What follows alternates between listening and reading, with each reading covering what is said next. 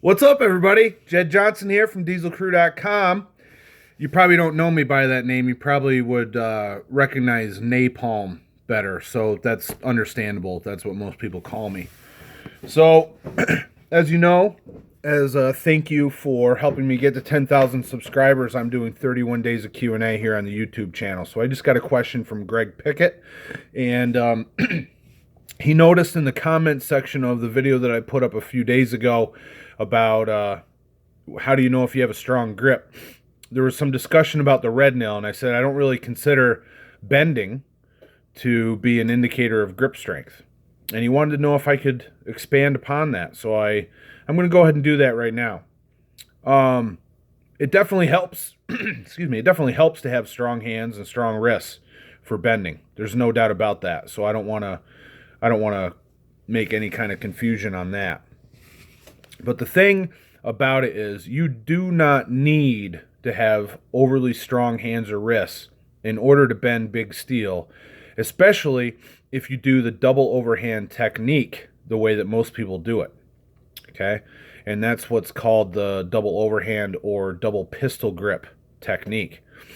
In fact, you don't even have to have a real strong upper body in order to bend the red nail with that technique, because that technique is really maximizing leverage, and you don't need as much power that way when your leverages are good with that technique.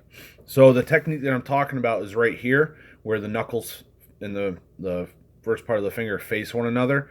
And you see that a lot of people do this and they get their elbows out in front, and that's a big leverage advantage for yourself if you can do that. Nothing wrong with that technique. I do not consider that a bad technique at all. Other people will disagree with me, and that's fine.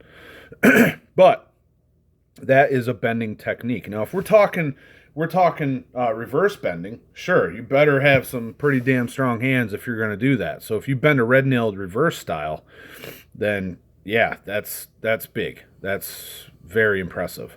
But with double overhand technique and even double underhand technique, where you can basically do the same thing, only the bar goes under the hand with double underhand, and then double overhand, the bar is on top of the hands.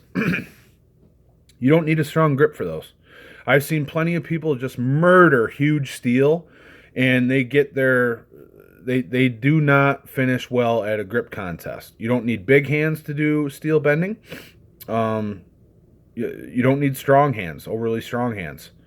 So that's what I'm talking about there. I've like I was saying, I've seen people bend really big steel, like much more impressive than anything that I was ever able to muster.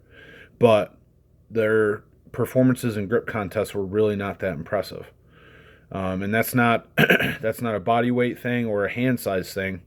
Their hands were weak. That's all there is to it. But they were good benders because they were able to maximize leverages with the double overhand technique, and were able to put a pounding on some pretty serious steel. So that's where I'm coming from there. Any further questions on that, let's put them in the comments section below, and maybe we can have a discussion. Other than that, if there's something that you've been dying to ask, you have this burning question for napalm, then leave a comment below, and I will possibly cover it in the 31 days of Q&A.